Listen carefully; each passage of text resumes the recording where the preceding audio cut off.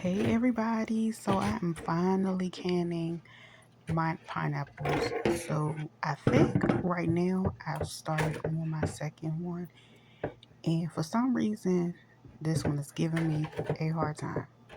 But anywho, I decided to use one of these instead of cutting them, and yeah, this was the only one that gave me a hard time. But nonetheless, this made the process much more easier, and yeah, so I got these on sale. I think it was two for $5, which is not much of a sale, but I like to go ahead and preserve them because I love pineapples. And with this one,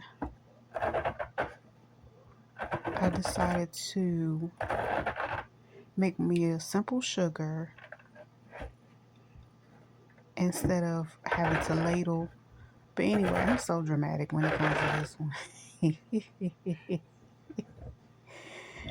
Yeah, so I believe I had five 16-ounce jars, and then I think I had about seven of the 8-ounce ones. So I just made it work. But as you can see, this is perfect, especially if you are using them for rings. And yeah, I had a little bit more I had to get out. But either way, this is my canner with my jars. I had them already hot. And these are my rings I already started with. So yeah, I'm moving on to my third one, I believe, or fourth, whatever. So yeah, I just go ahead and cut it off again. By this time, I had a little bit more of a rhythm, and it wasn't as hard. But anyway, of course, I like to sit my pineapple inside something to catch the extra juice and hold on to the juice. So of course, twist, twist, twist, and push while you twisting. But see how this one is going in so much better.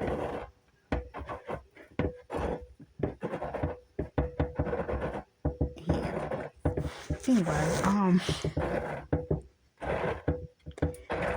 now for this project, instead of using, normally I would make a simple sugar on the stove, and instead I ran me some hot water, added the sugar to like a gallon container I had. See, this came out so much better.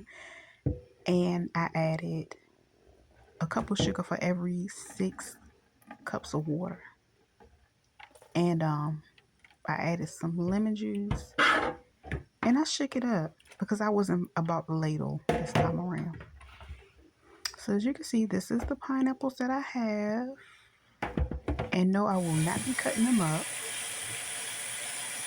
So yeah, this is my simple sugar I'm gonna make. I'm gonna use the moringa sugar to pull that off. That's my lemon, and I ended up using a funnel because I could not find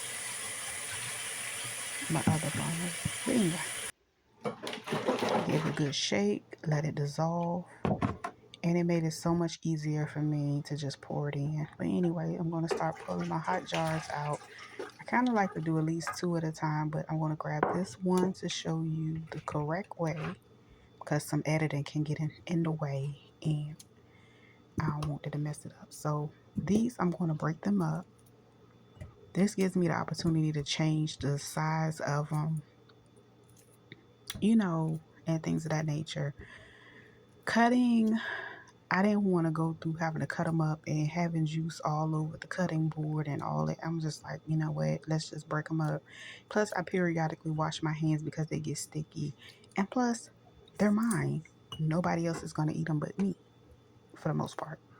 But anywho, yeah, I'm going to go ahead and shove them into the jar as much as I can and wash my hands. Because like I said, it get real sticky using your hands doing it. Take my simple sugar, and I'm going to pour it in the jar and give about 1 inch headspace. I will be using my debubbling tool to get the bubbles out. The bubbles will come to the top. That way you can see that it's debubbling. And then I have some white vinegar, and I'm going to use that and pour it in a bowl on the side. And I'm going to use, you can use a paper towel, you can use whatever napkin you have. I'm going to use my reusable napkins that I made. I believe I made them on one of my videos. But anyway, I'm going to make sure my lid is free of anything, and wipe it clean. That way when I put my lid on top, I don't have anything in between it not giving me a good seal. So I'm going to lay that up there, and I'm going to take my lid and close it fingertip tight, not too much, and I'm going to put it back in there. It is hot. So I'm going to repeat this step until I complete all of my jars.